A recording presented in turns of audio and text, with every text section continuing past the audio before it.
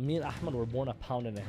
So we were born as big as your palm. He has a tumor near his brain. From what my parents were telling me, it was supposed to be me. I didn't get it. It was my brother. But one time there was a scary situation where we were about to die. So I went on the helicopter to Ann Arbor Hospital. Did you ever feel embarrassed by him? Yeah, I would, because like I don't know how people will view it. I literally left school. I'm dropping out, and that's when I started like to tear up, because I knew I was letting my father down. Like, hey, ba, hey, ma, this is what I want to do. Always shut me down. And I'm like, but I'm trying to make them happy, make myself happy at the same time. And then I realized like nothing's gonna make them happy. I gotta go out and do my own thing. Let me go do it, and let me show them that I can make something out of it. I remember this one time you told me that someone that you hadn't talked to in years invited you to his wedding just because he knows that you're gonna take a video there, and he wanted people to see that he was gonna get married. I feel like sometimes like I have all these pure intentions, like I wanna help you out, or I wanna hang out with this person. But I didn't know that he wanted to hang out with me for just to be on this page.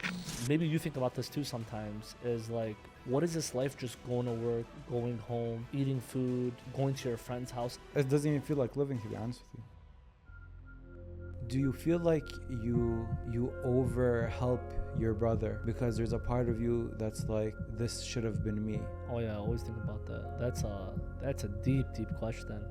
Yeah, I always think about that, because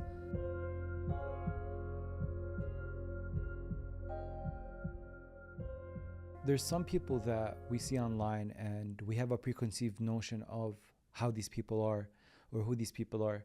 Sometimes we might have these interactions with them where we see them for 5 minutes or 10 minutes and think that we know how this person is. I've come to understand that most of the cases that's wrong. Like, our judgment is wrong. There's something deeper about this person that we quite don't know or don't understand. Ibrahim's character, or like what we think we know Ibrahim to be, is someone that is outgoing, happy, energetic, very loud.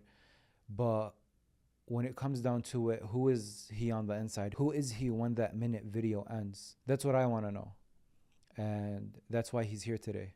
He's here to tell us the struggles that he goes through, how much of an impact his twin brother has had on him, because his twin brother is mentally impaired. We dissect all these things and way more. Subscribe to the podcast if you haven't. And obviously, if you enjoy this video, liking it and sharing it with your friends and family would mean the world to me. With that being said, let's get the show started. Welcome aboard Middle East Airlines. والمتوجهة إلى طيران الشرق الأوسط يرحب مدينة القدس العربية.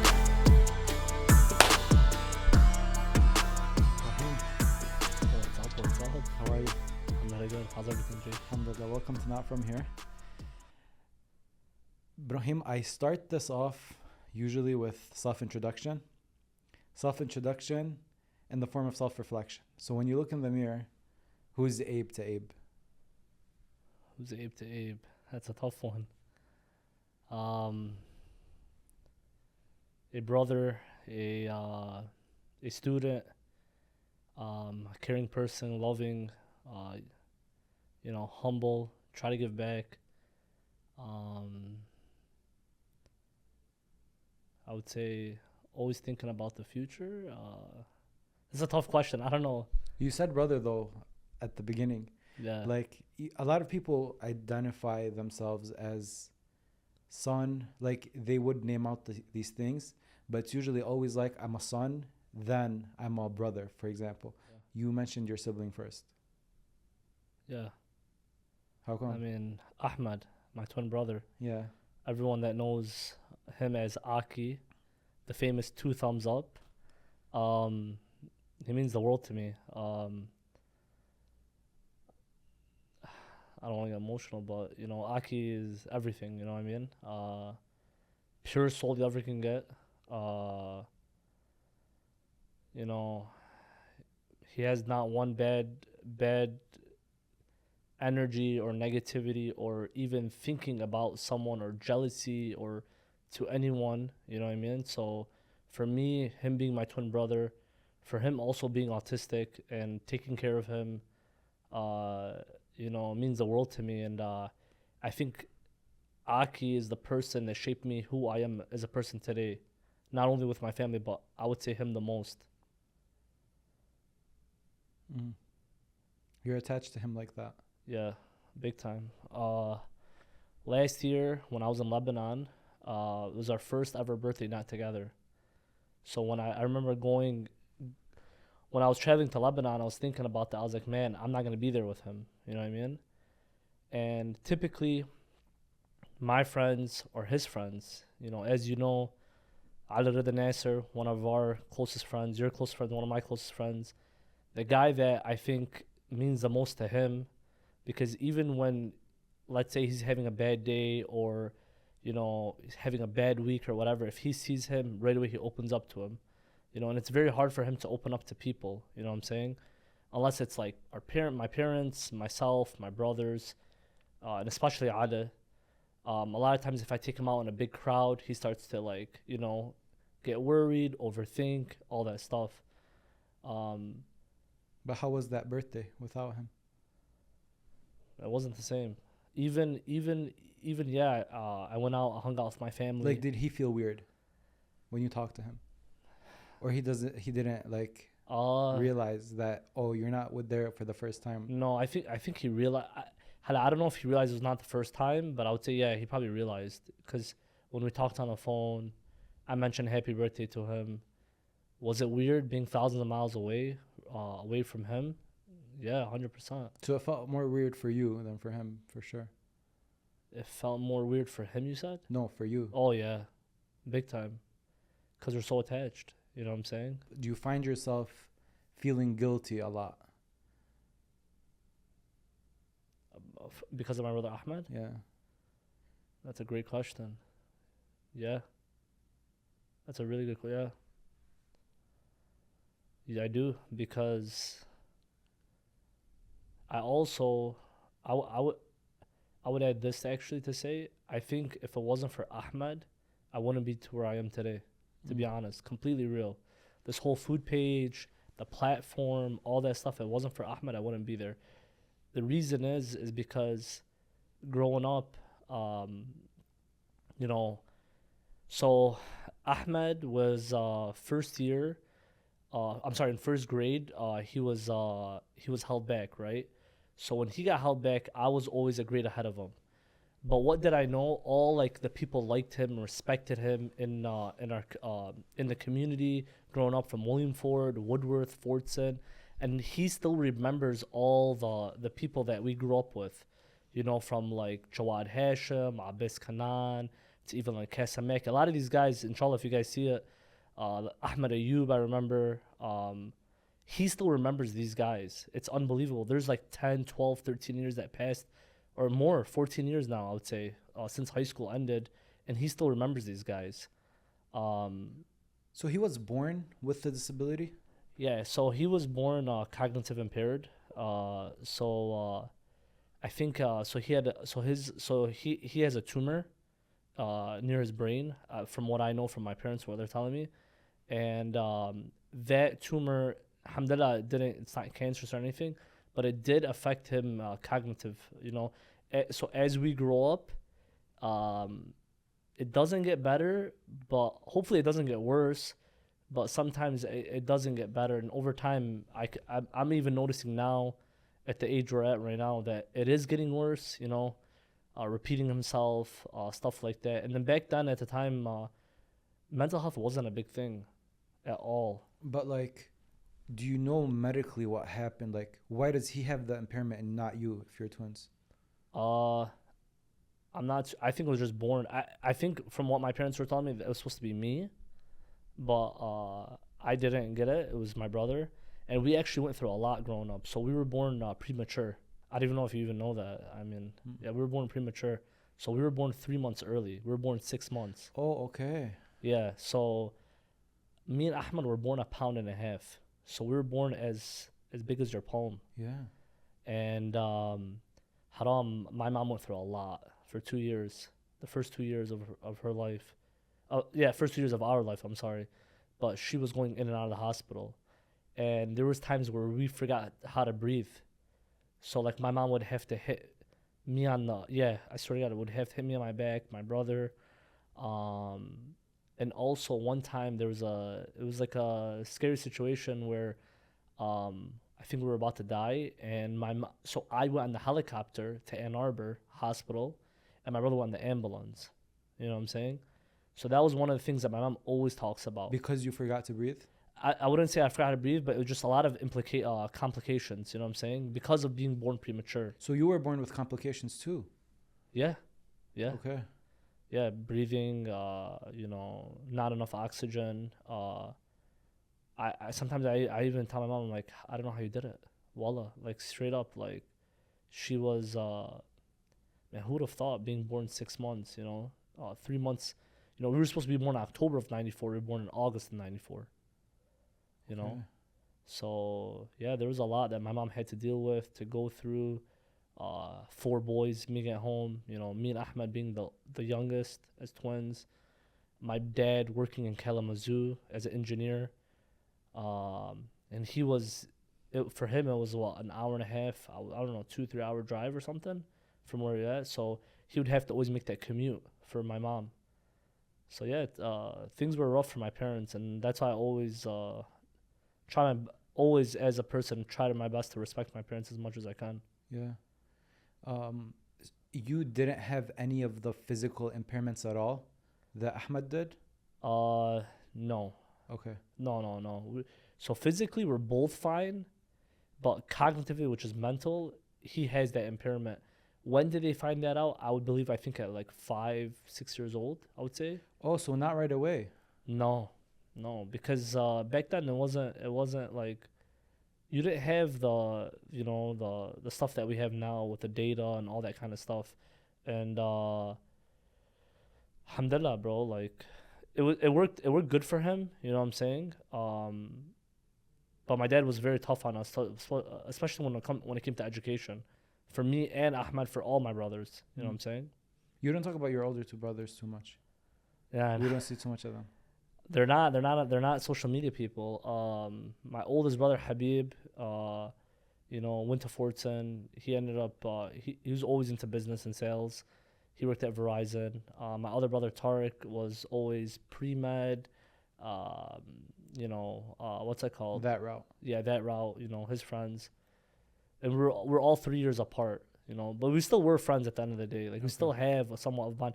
We have a more bond now than we did, of course, when we were younger. Because when we were younger, you know, each one's hanging out with their own friends and stuff. Each one thought they were cooler than the other, you know? Yeah. And you had Ahmad. What is it? And you had Ahmad. Yeah, Ahmad always. So before this whole food thing started to happen, what were, like at 18, what did you want to do? I wanted to become a nurse. Really? And the reason was because my parents were so into that whole medical route and stuff. So I was like, okay, you know, I know I don't want. I knew I didn't want to become a doctor. And I knew how hard it was. I was like, all right, let me do nursing. Okay. When did that dream die out? That dream died out, I would say 2021, and that was probably the lowest. That was one of the lowest points in my life. 2021? Yeah, 20 years old to 21, around that range. I would say 21 years old. Okay, I thought you were still pursuing being a nurse a couple years ago. No. Okay. No, that ended 2015, I would say, stopped. Okay. How come? I actually volunteered at a hospital at Oakwood, and just wasn't for me. You know, I remember I was in the short stay unit. You made people more sick. Honestly, no. I saw actually a couple actual real, like, I think I did see a death one time or 2 times. I just didn't like it. I just didn't like the whole aspect of it. You know, like, I just feel like for me, when you go into a hospital, it's already like, for me, it's negative. I don't know why. Mm-hmm. For some people, it's not, I guess, or they like to help out people, but it just wasn't for me. And that was the lowest point, because when I didn't do nursing, then I was like, what am I gonna do in my life? You know what I mean? It's something that a lot of people like. Yeah, I figured that out 4 or 5 years later, that I wasn't the only one. But at the time, it's because my friends growing up they were really good at school and stuff like that. So they all went to Ann Arbor and stuff. So for me, and you know, as Arab parents, there's expectations. Yeah, high expectations. So they wanted to see more out of you as your son. Oh, why aren't you like this person? Why aren't you like that person? So for me, it ate me alive, because I've always wanted to make my parents happy, but at the same time, can I really make them happy with that being said? So And mind you, I was off social media for 4 or 5 years. Like, no, like Instagram was kind of big at the time, but I felt like because I didn't know myself, I was always trying to hide away my happiness from the world. And that's like deeper than anything, to be honest with you. So you basically didn't want people to know what you were doing because you were embarrassed that you still didn't have your life figured out and all these people had their life figured out. 100%. You literally said it. Yeah. It was really bad.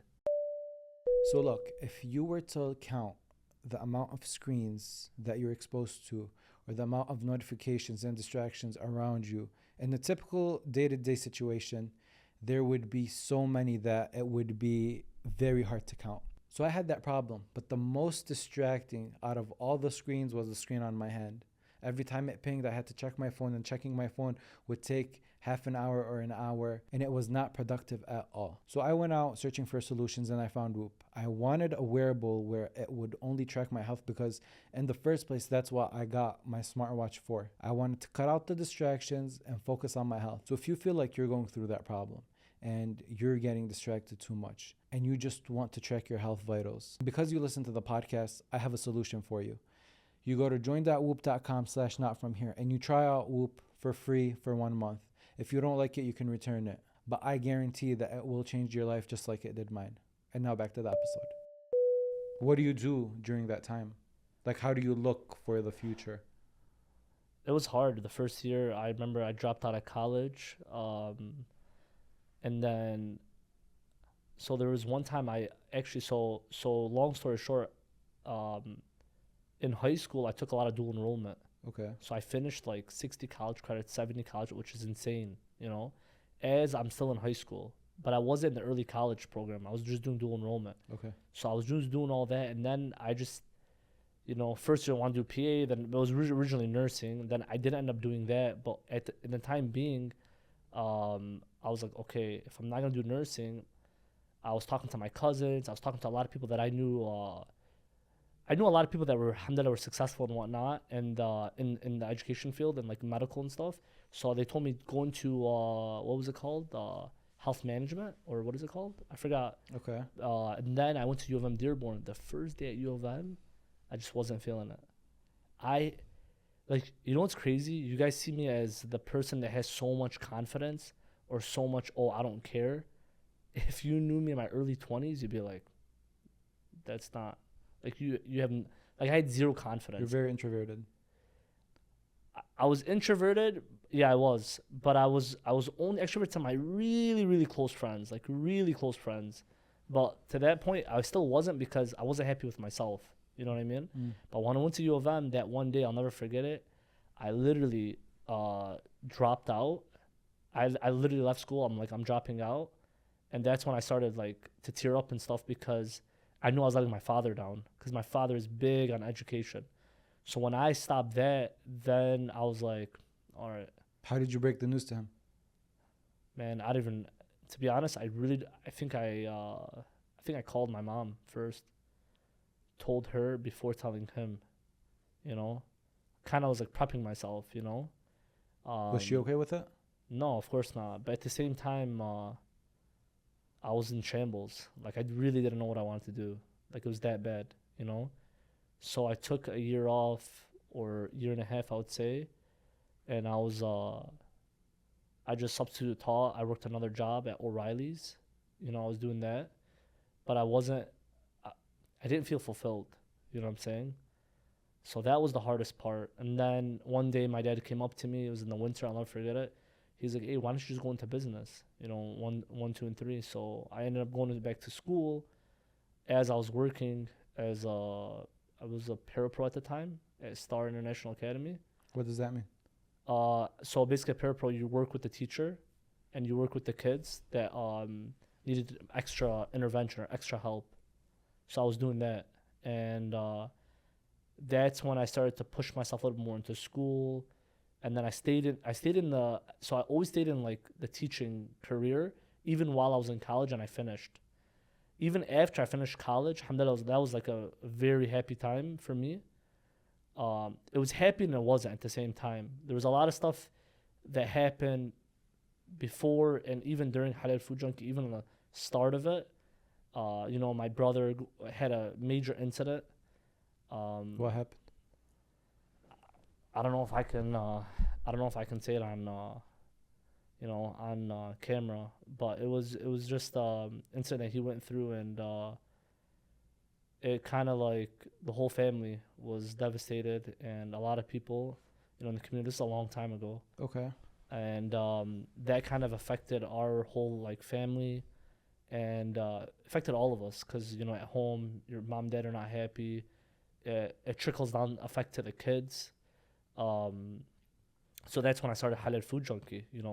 At that time, Yeah, 2017. what makes it like you're describing it as like this is one of the lowest times of your family's life? Yeah, as a family, yeah. Yeah. What makes you say this is the perfect time to grab a phone and walk in screaming to a restaurant reviewing burgers? You know what's funny? It wasn't like that in the beginning. Okay. In the beginning, I'll never forget it. It was me and three friends. We were going to the same restaurants. We were going to Tahama's, I think Al Basha at the time, or Station, and even Sky Crepe was one of them. And we would just go in, eat, go back home. Just like every day was the kind of the same similar thing. You know what I'm saying? So I was doing that for like 5-6 months. What did you do? We were just going to restaurants, like just to like get out. Like just I was one of my friends. Oh, you're not taping anything at this point. No Okay, okay. taping. This is like 6 months prior to real Halal Food Junkie. Then one day I told my friend, I'm like, I told Hassan and Muhammad Farhat, I'm like, yo, I want to start this page. It was called Dearborn Junkies at the time or something, whatever. 2 days later, I switched it. I'll never forget my first post ever was Burger Shack, which is now Al June's. Okay. I went there. I think I got the barbecue bacon burger. I just took a picture. Back in the day, how social media was just take a picture, whatever. The second post, from what I remember, was Hajj Emo, Amity Foundation. So I've always had this thing where I always want to help people out. It's always been a thing for me. And so a lot of times when I was going through that down period myself, before the whole family going through the down, I had my own personal issues, like not knowing what I wanted to do and stuff. So I used to go for a walk all the time. Go to Eunice, just go for a walk. It used to be my used to be something for me to like calm me down. You know what I'm saying? And then I used to always like picture in my head, I'm like, man, how can I help out the world? What can I do? Because I felt like living here in the United States or just living in the West, maybe you think about this too sometimes, is like, what is this life just going to work, going home, eating food, going to your friend's house? You feel like you're really living for yourself. Yeah. You know what I'm saying? It doesn't even feel like living, to be honest with you. No, it doesn't. You're just like a robot. You're just going back and forth. And Same whatever. routine. every Same single routine. day. Yeah. So I felt like at the time, I'll never forget it, while I was before Halal Food Junkie, I was always saying like, how can I give back to Dearborn? How can I give back to my community that I truly love? Because I've traveled all over America to a lot of these cities that have many Muslims that live there. Canada, went to Lebanon last year. I've been to Lebanon many times when I was a kid. Something about Dearborn when it comes to living in the West, I don't care what anyone says. Yeah, do we have our toxic times? We do. But at the same time, we do have a beautiful community at the end of the day. We still have a lot of great people, especially when you go to Eid and you see all these people that you haven't seen in so long, because we're so busy on our everyday life. So when I started Halal Food Junkie, always wanted to give back through food drives or whatever the case was. But it didn't start to really hit me until like probably year 2 or year 3 when there was different ways of giving back, And then one of my friends one day came up to me and he was like, yo, you can start this as a business. Shout out to Bilal Debeja if you're watching this. He was the one that told me, yo, you can start this platform as a business. And I'm like, how? So that's where social media. So you didn't even know that you could make money off of this? No. Okay. Yeah. So you're literally just doing it for fun? Yeah, literally for fun. Literally just going around from business to business, just taking pictures and just posting food. Okay. That's all it was. And at what point where you were like, oh, this is something big here? Like I have like something worthwhile, because some people might be listening and they don't live here, but you are like, there's not one household in the city that doesn't know you or hasn't seen your content before. Like, people might look at 80,000 followers and they're like, yeah, but that's a in like terms of big celebrity numbers. Yeah. But for a place as small as Dearborn, there's not one household in the city that does not know who you are. Yeah. This is just like, to yeah. preface this, if someone doesn't live here and they're listening to this. Yeah. That's a tough one. I mean, I never realized until probably, I would say year 4 in. I think we're in year, man, I don't even know what year we're going into HFJ. I'm 20. I started at 23. You started at 23? I started at age 23. Oh, wallah. Yeah. How old do you think I was at the time? 25. No, I was 23. I started at 23. Now I'm 29, going on to 30. So what was it? 2017. What year are we? 7 years. Yeah. Oh, we're going into year 8. Whoa, damn, that's a lot. I didn't even think about that. I didn't know until probably like year 4 or year 5. Okay. I would say it was just I wanted to grow the platform, and I kept doing different things as time were going, do different food restaurants, and I think what helped me out the most was COVID, because I'll never forget the first day of COVID, everything was shut down. And you know how social media is. You have to post constantly, regardless of, whatever. So then I told my mom, I'm like, Mom. She's like, sure. I'm like, please, let's go to the kitchen. Let's make something. And I'll never forget it. She made what's that dish? It's a vegetarian dish. Ma banadura. Okay. Burger. Mish burger. What's the other one? It's like, it's very healthy. Maybe burger. No, it's healthy for you. It's very good for you. I forgot the name. Okay. So anyways, I took a picture of her and I posted it, and all I saw was like 1,000 likes. You know, back in the day, with like posting a picture with 1,000 likes, a lot. And I had stories, and you always yell at me for like all the stories I post and whatever. So I used to post like a movie with the stories of her doing her thing. Mm-hmm. The first picture that I posted, I knew we had something. And then I told my mom, like, every day we're going to cook and we're going to do videos and we're going to post. This is during that, like, 3-4 month span that no one can go out. And my mom loved it. She loved just doing it for me, you know what I mean? It's not like she never cared for the attention. She never cared about any of that. And the funny thing is, with my mom, when she did that, her platform was just kept growing and growing. That's when I made her Mama Halal Food Junkie page. And then she became like this activist a year and a half later with Abdullah Ahmad over the flood. So there was a lot of things that transpired into my page what it is today. And it was all I think it was all on accident. Do your parents like support a career that, because for them, you said your dad wanted you to do like something, being a doctor, education was important to him. Yeah. Or just being anything and educated in general. Yeah. Yes.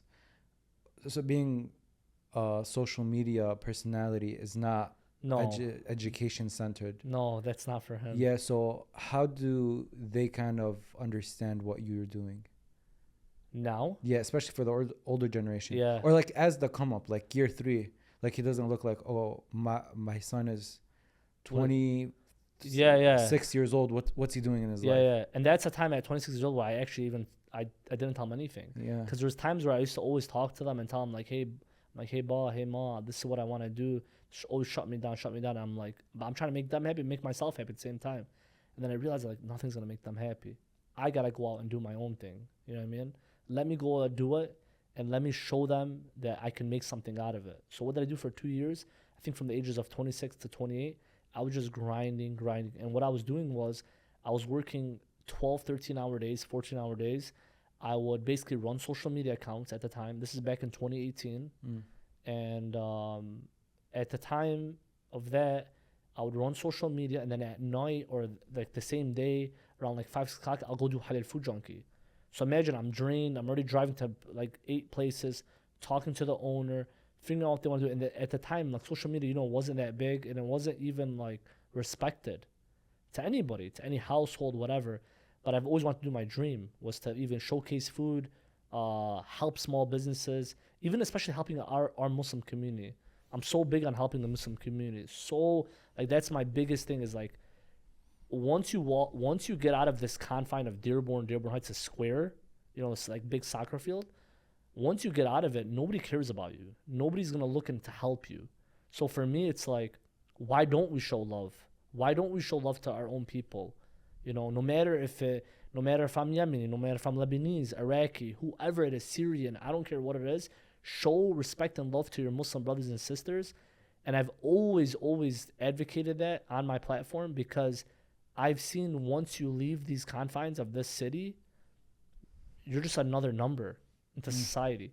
So might as well make yourself be something with your people rather than just put people down, you know? But going back to my father and my mom, once they started to see me like grow as a person, change up, and of course, you know, as a guy, you know, you have to make money. You got bills to pay. So once they started making me like somewhat money, they're like, okay, maybe he has something. You know what I'm saying? And the way I described it to them was, you know, I don't like to say, I hate to say like influencer, even though it is, or like a food blogger, because I feel like you're taking away from the person. I would say it's more marketing, advertising, you know what I mean? Stuff like that. Because I started to learn that field because I would go home and research. Like, okay, how do you grow this platform? How do you do this? What do you need to do to grow certain things? And of course, I don't have all the answers to that. You know what I mean? And there's people like, you know, yourself. There's people like Firas that I respect a lot in this community that does social media management, that does social media marketing. And now there's like right now, as we speak, the field has grown to a crazy level. I was just literally talking to my dad about it 2 days ago about marketing.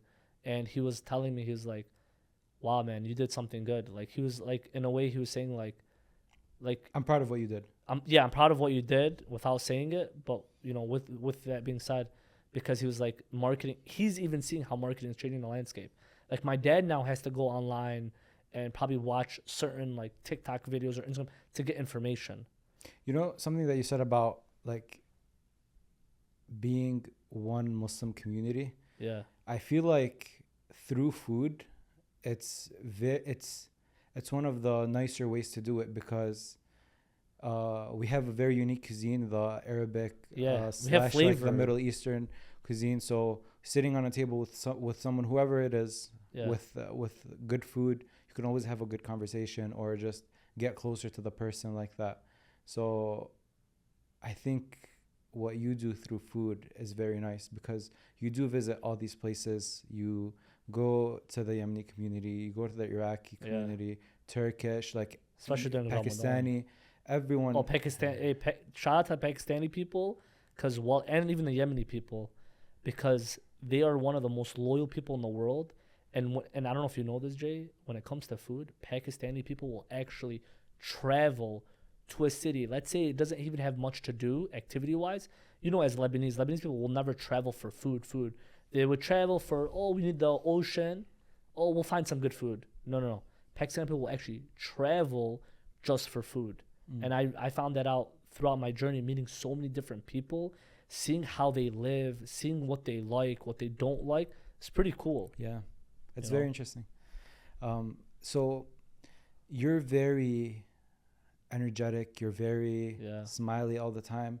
And with social media, that isn't really, when you do it every day and you do it multiple times every single day, I don't believe that doesn't come with consequences on the back end. That doesn't come with burnout.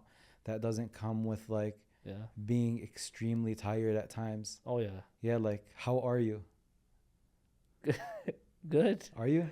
Yeah, alhamdulillah. I'm better. Way better. I do have my moments. You're right. A lot of people don't ask that question. Instead of asking you, they'll ask you more about your business, more about your professional career or whatever. They'll never, that's a deep, even though it's such a simple question that it is, it's actually a deep question. No, alhamdulillah, I'm good now. But people say, how are you? But they don't really want to know. They don't mean that. Yeah. They don't want to know, like, I don't like to be because they always say there's a short version to how are you and there's a long version to how are you. People are always looking for the short version of, I'm good, alhamdulillah. But the longer version of how are you is, like, tell me, like, how are you? Like, how are you feeling? Yeah. Like, how's your like, how's your day been? How's your How's your life been week going? been? How's Yeah. your month been? You know, Yeah. like when all the cameras are off, like when you go home, like how are you? Alhamdulillah. I mean, a lot of things have changed since I started, but I'm actually back to being Abe again. Wallah. Like, I don't feel like another person. I just feel like a regular person going out. I'll do food videos and go back home, or I'll just do food videos. Whoever I can help out, doing like so. I always divide myself into like work, community work, and then my private life. You know what I'm saying? Well, now I did. I figured out how to decompartmentalize all those certain, like situation, because as HFJ, it's a 24/7. Even when you walk out of your house, you're technically working, because you're networking, or you're meeting this person, or this person's looking at you, or whatever. But Is there a lot of pressure to always be it was at the smiling and Yeah. and like energetic in front of everyone? Although like there's some course. days where you really don't feel like it, yeah. and you're just doing it because it's a commitment to yourself. It's a commitment. It's a commitment to the brand. It's a commitment to people even watching back home.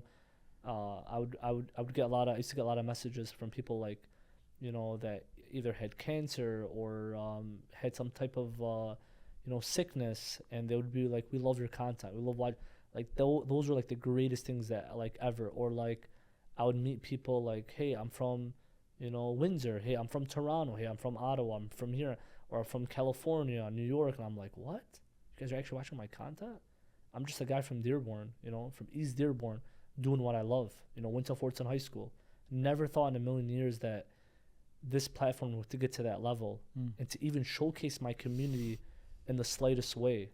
But how do you deal with the bad days, with the bad moments? I play sports. With my friends. I've been doing this new thing where I go to the park. Been playing basketball every day or every other day.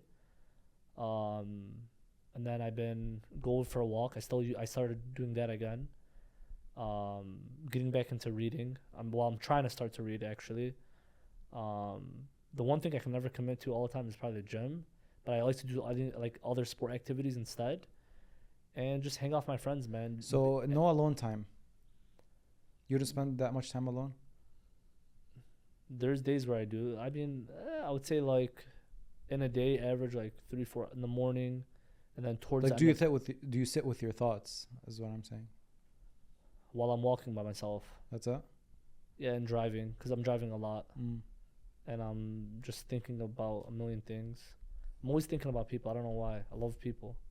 You know, something that I always wondered with you is because you're like what you do takes a very fun, unserious, Yeah, like vibe to it. yeah. I always wondered if that at all affects your personal life in the way, for example, Yeah. you looking for a spouse, right? Like, do you think like, would they think this is not serious? The Or- career. Yeah. I've thought of it. I actually had I had doubts, because I had friends that have told me like, "Yo, I don't know if someone's gonna want to talk to you because this is your career." You know what I'm saying? So I talked to a few friends, friends of mine that their wives. I asked them like, "Yo, what do you think?" Because I was so curious about it. But you think someone would tell you to your face like, no, like, No, it's they'll never okay? tell you in your face. Yeah, they're not gonna tell you it's No. okay. Like, yeah, of course, keep doing what you're doing.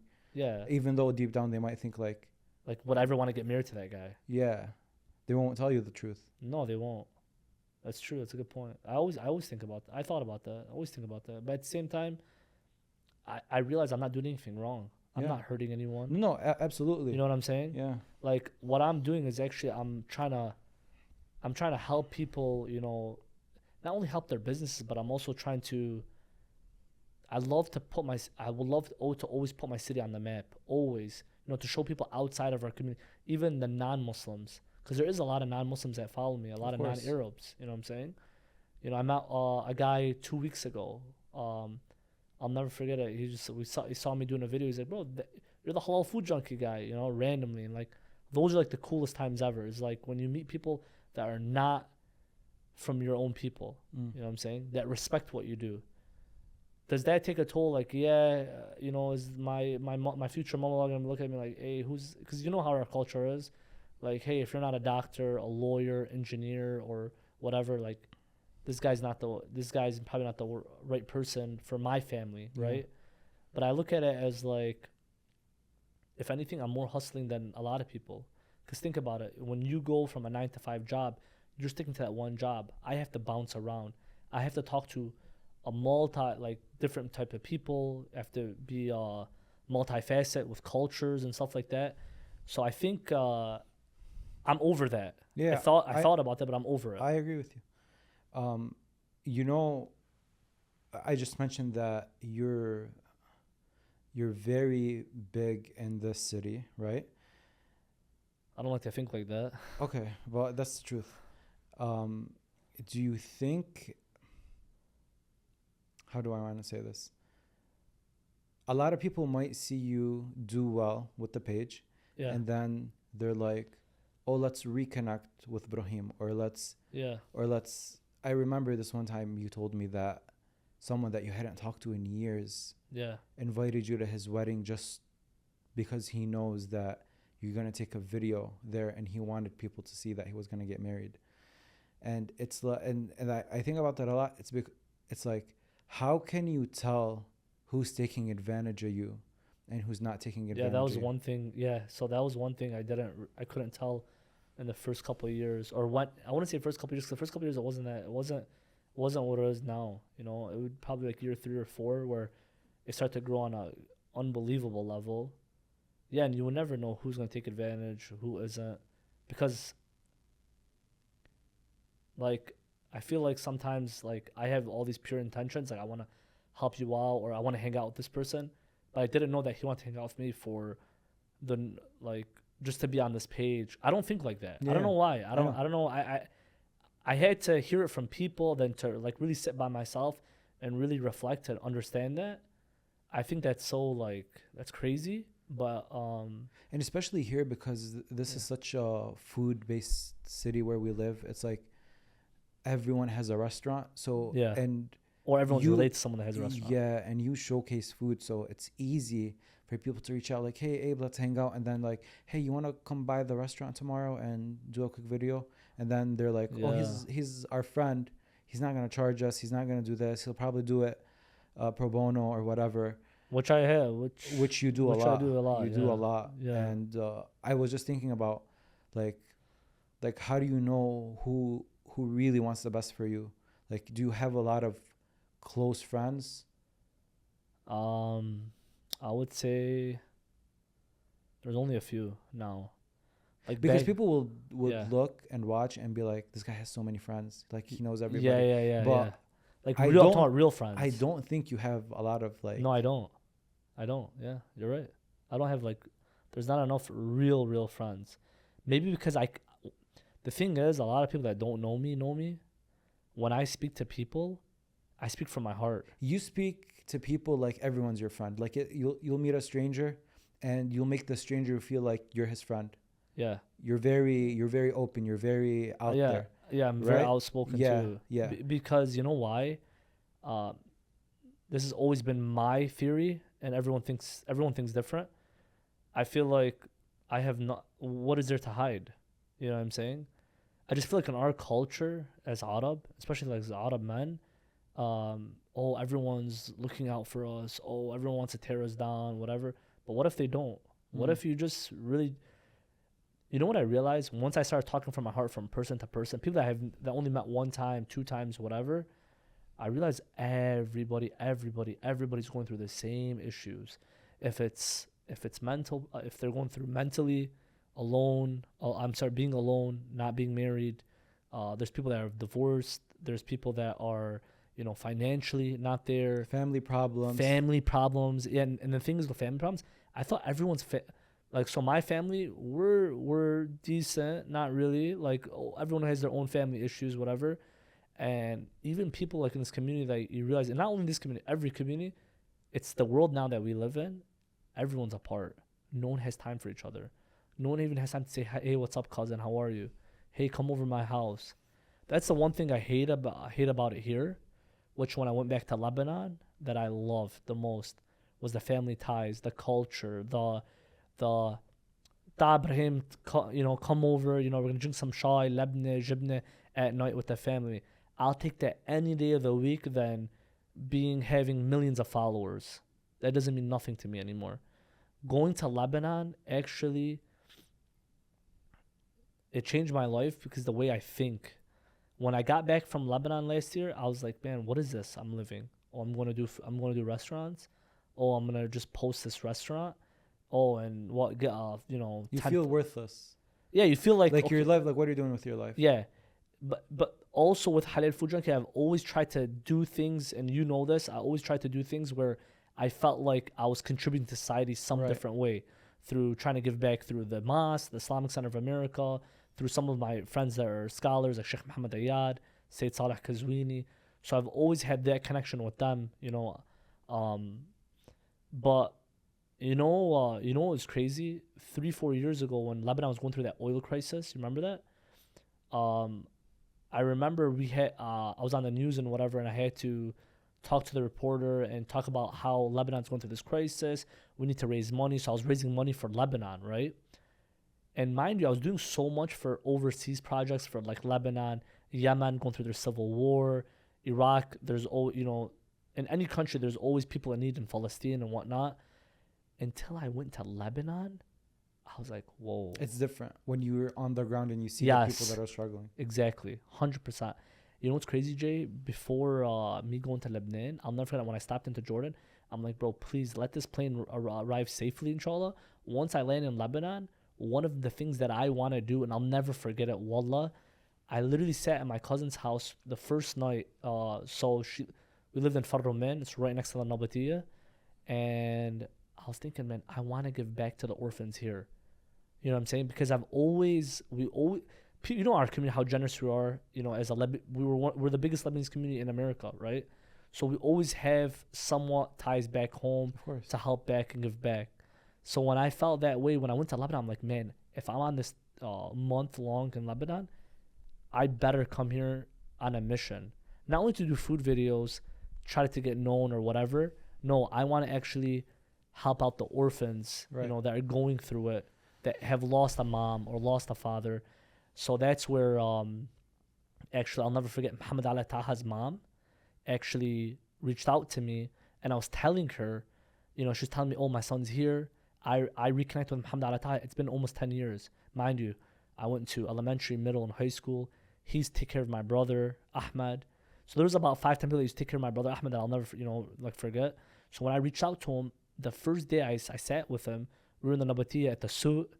We're having lahm mishwe. It's like a thing there or whatever. And I was like, hey, Muhammad Ali, I want to do something. I want to give back. And I know he gives back. He always helps out the orphans back home, him, Bilal Debeja, through the Good Fund. They do a lot of great work.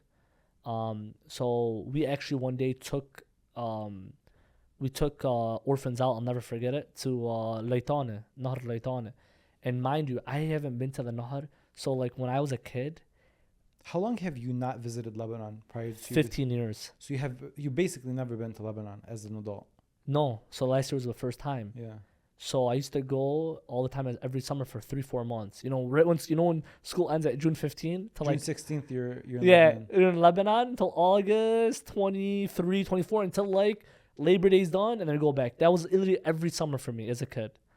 And I was there during the 06 war, so that was hard. But so going back to this, we went to the Nahr, and I'll never forget it. I posted on my story saying, whoever would like to donate. And shout out to this guy. I'm not going to say his name. He's very well known in the community, in the restaurant industry, highly respected. He actually donated for this orphan outing at the Nahr.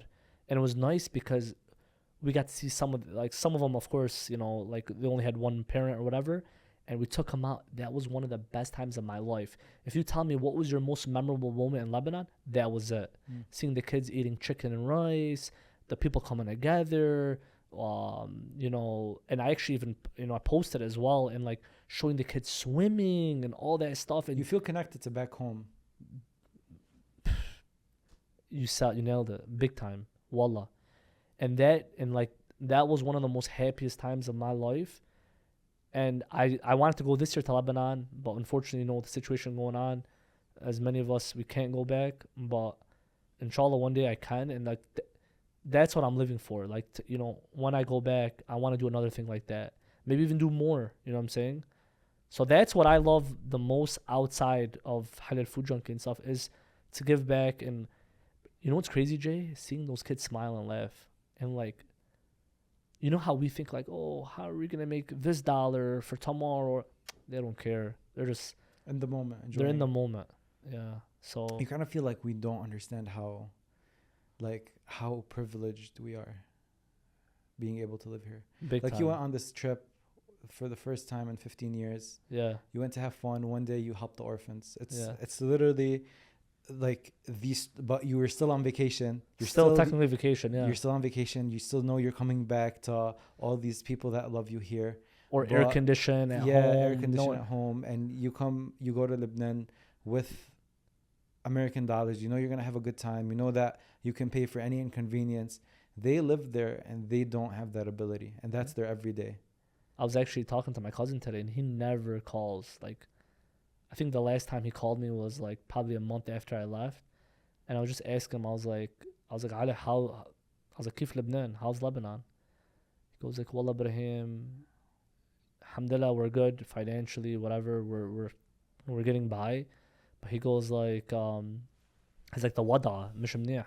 We never know when we're gonna get hit, when it's gonna get bombed or whatever. I'm like, really? Like, Saraha? He's like, yeah, like, we don't know.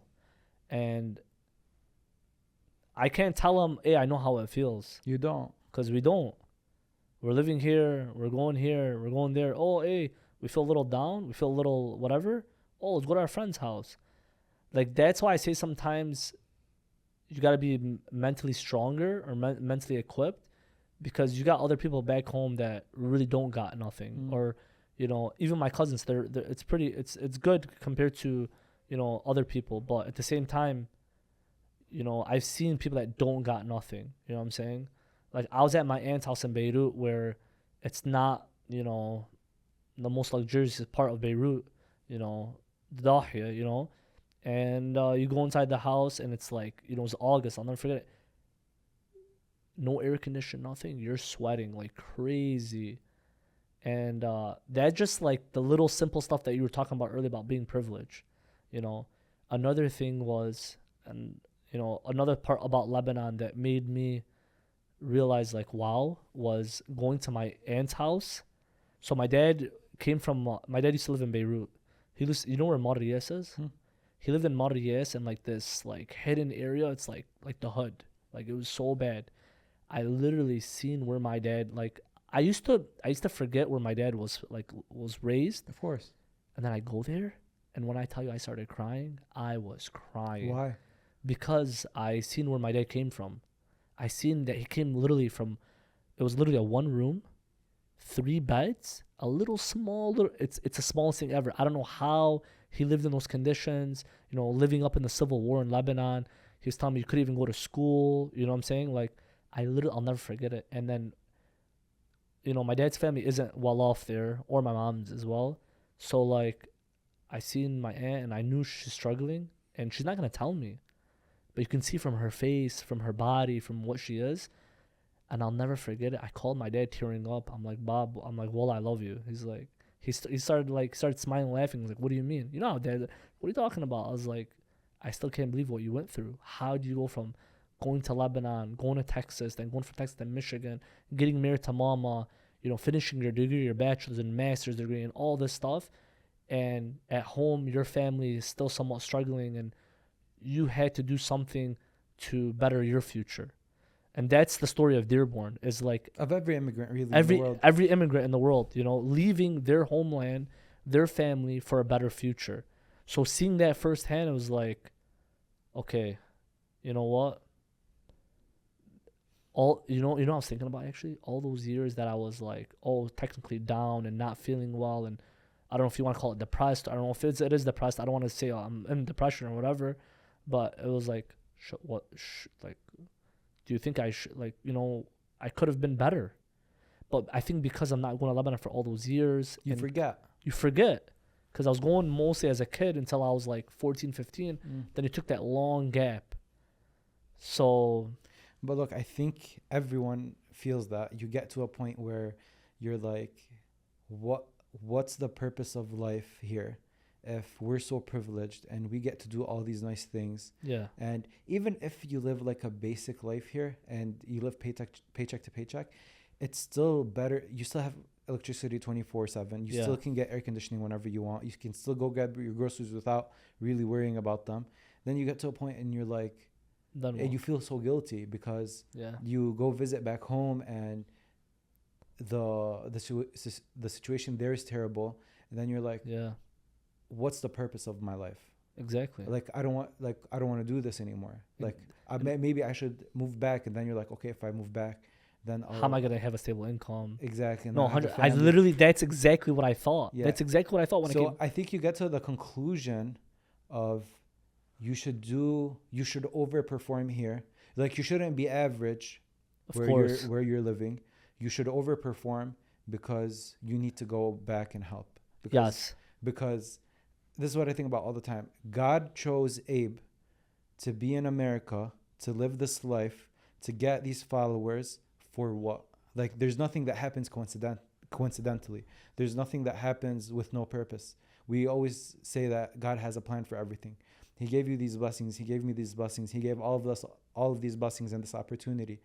What are you Yeah. going to do with it? Are you going to just live a regular life where you're just secluded in your household, or you're going to do your best to give back? Because why is Abe here and your cousin Ali living under Yeah. like war and missiles and all? Yeah, in South like, Lebanon. yeah, like if you think about it Mhm. like that, it's like it's not fair.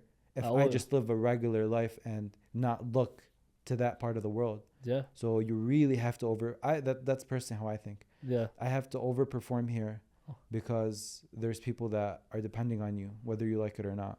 100%. I agree with you, and I've that's been my mindset since I got. Well, it took me 2-3 months after, everyone falls in through that little depression. Oh, I miss Lebanon, miss the cafe, the nightlife, this and that, and then you realize, okay, how long can I really live that anyways? You know what I'm saying? So, yeah, when I got back, that's exactly how my mindset. I was like, man, I gotta do something more, and how can I be able to contribute back not only to Lebanon, bro, to people back home. We got people from Yemen, from Iraq, from Palestine, even especially even what happened with Palestine, this whole war. Like, who would have thought that, like, God knows 50,000, 60,000 people, or God knows how many people are still under the rubble. Like, what the craziest thing is? It's like I'll watch these videos, and the worst thing ever, it's like you gotta go do a food video right after. You feel like, man, like, What am I doing? what am I doing in my Like you life? feel like you're literally taking a picture of food that That this person back home is would dream of. yeah, literally, Yeah. man. There's so much. That's yeah. I wanna kind of circle back to Ahmad a little bit, and you said that you feel kind of this guilt, but you feel that now. But like when you were growing up, No, I didn't feel it. no, Because I was young. I was thinking about friends, sports. As any teenager is, you're just living your life. You're not thinking about that stuff. I didn't start thinking about it until after I graduated high school. like you now take him with you everywhere. Was this not the case? I did. No, I would take him out. I would, but maybe I never thought about it like that. And then when I left to college, I would say my second, third year, and when he left high school, because I remember high school, it's still like for kids, they go there, they see people there every day. It's different, once you're out of high school, you're out of high school. Like, you might not see this person forever. Yeah. You know what I'm saying? So it started to hit me then. I was like, no, I need to show him more. I need to show him more love. Not even show him more love. I'll die for Aki, but it's like, you want to take him out. You want him to feel a part of society. And you know what hurts me the most? And I actually started doing this with shout out to Blue Hands United and to Mona Alawiya and to the people there. I actually, every week we had this thing for this one segment where we take a kid out with a kid with autism, take him out to eat, show him some love and whatever.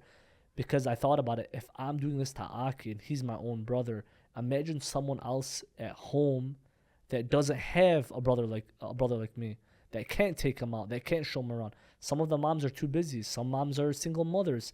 Some their both parents are working. So all those stuff were in my head. I'm like, okay, I want to do this.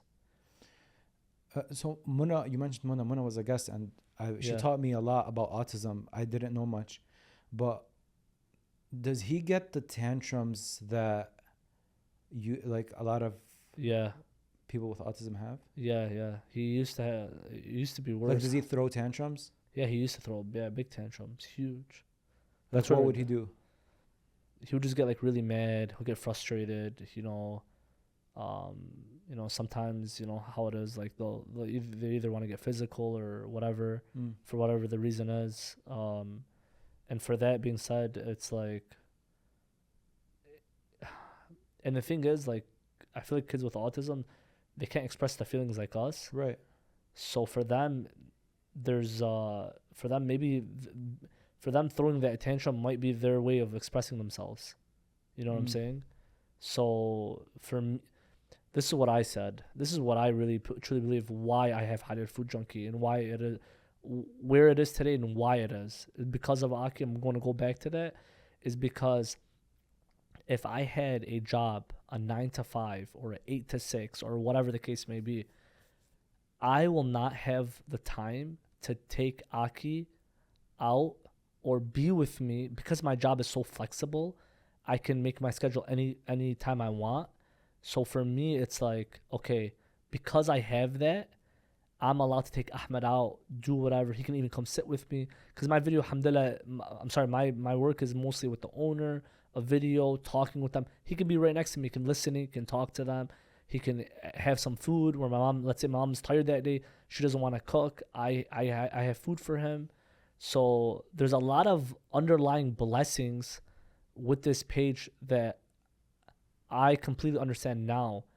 And it took, self-reflection, I would say in 2019 or 2019, 2021, I forgot which year, but to really realize like, okay, this is a blessing in disguise from Allah subhanahu wa ta'ala, that if I didn't have this page, where would I be in life? You know what I'm saying? Did you ever feel embarrassed What? by him throwing a tantrum in public? Probably in the beginning, yeah, but yeah, I would, because like I don't know how people will view it. You know what I'm saying? Like, you just know it's a tantrum, he'll calm down, but when everyone's looking, Yeah. Right now he has this thing there where he repeats himself a lot. So like, let's say you talk to him, he'll repeat whatever's on his mind.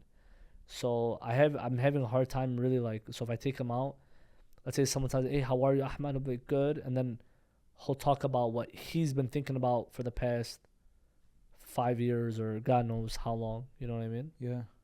So yeah, that's but at the end of the day, like, the blessing is there, not only because of what I said, but also because he makes me more humble, feel like I have humility in life, like can't look down on others. That's one thing I really believe in, wallah, is never look down on anybody, no matter what you are, who you are, what you do, is because you never know what that person's going behind closed doors.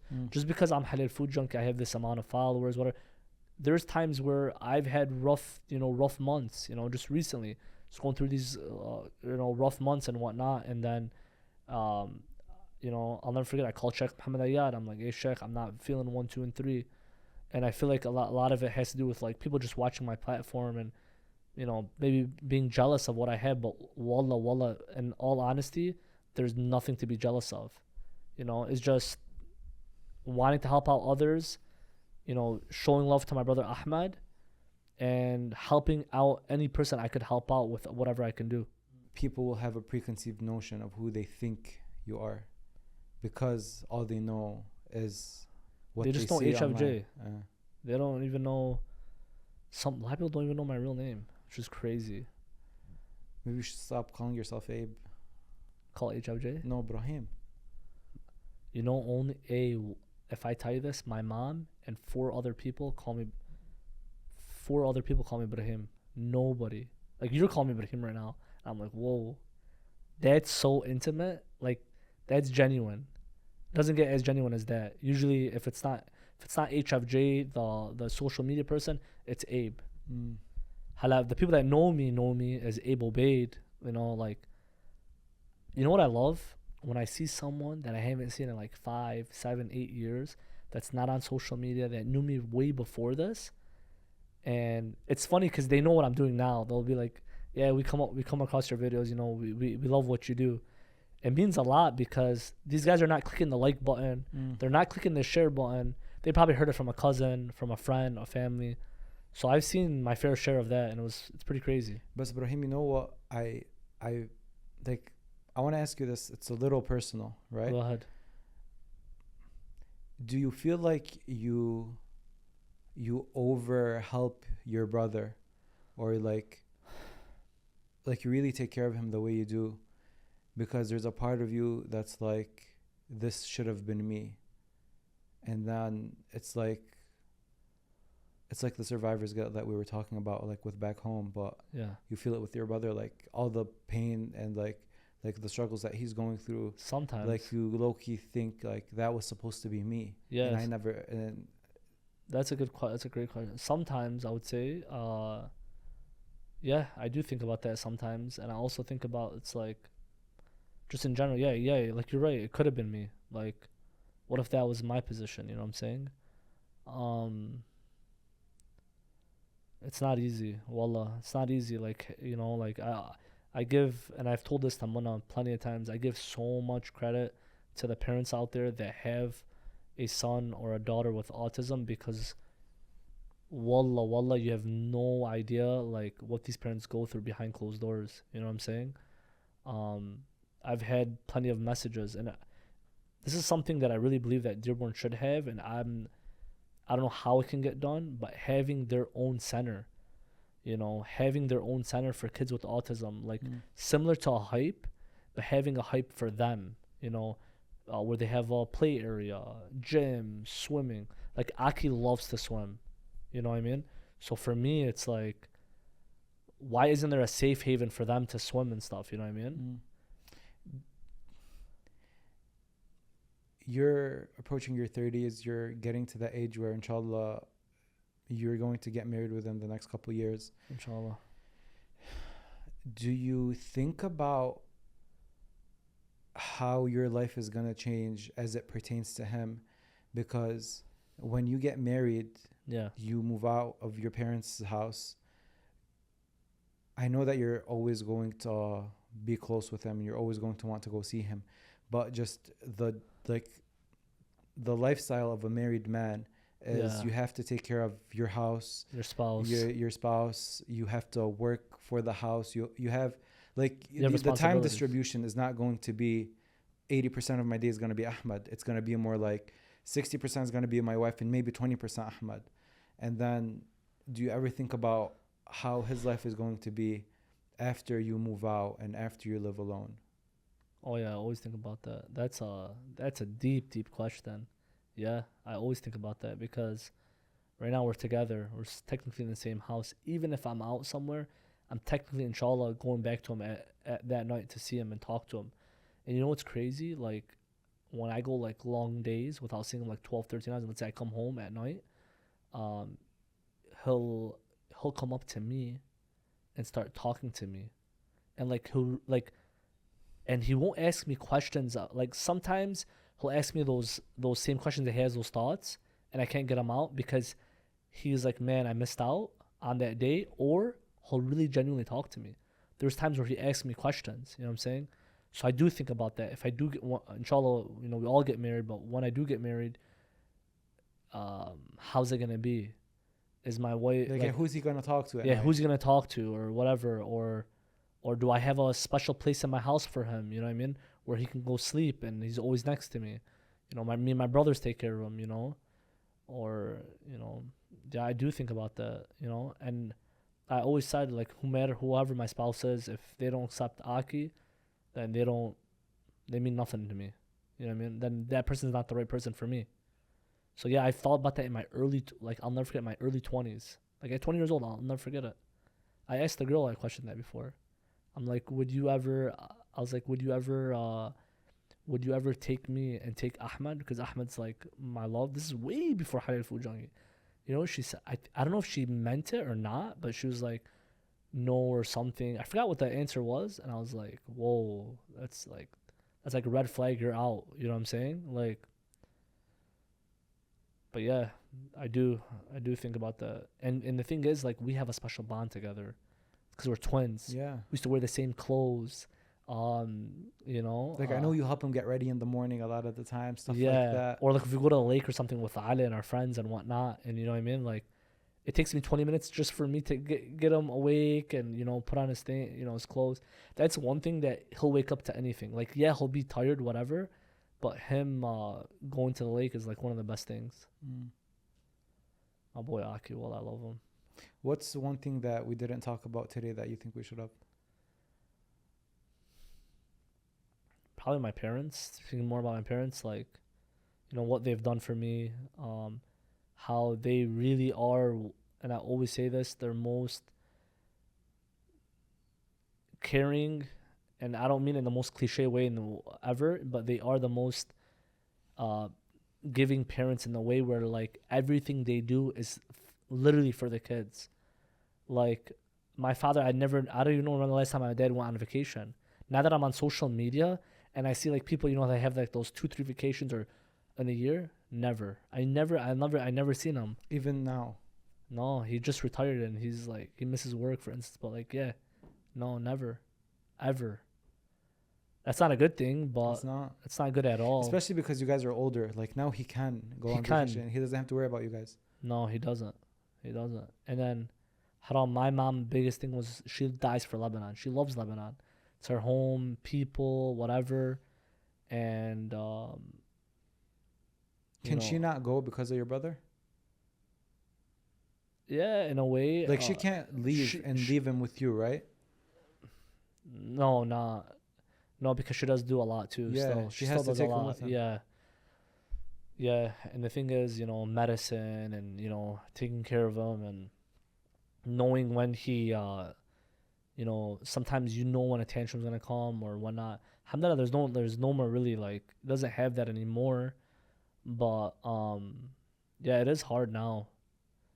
That's how, you know, I told my mom last year, I'm like, after I came back from Lebanon, I'm like, Mom, I want to buy you a ticket in Aki and let's do it. Yeah. Even if it's one more time, let's just do it. Let's go see, you know, you go see everything, you know. Inshallah, once everything, you know, gets better and stuff like that, we can do that. But yeah. Inshallah. Abe, this was very nice. Well, I had no idea this would take, this got deep. And it got deep right away. Yeah. I thought I was going to come in, you're going to give me some questions. None of that. But thank you. Of course.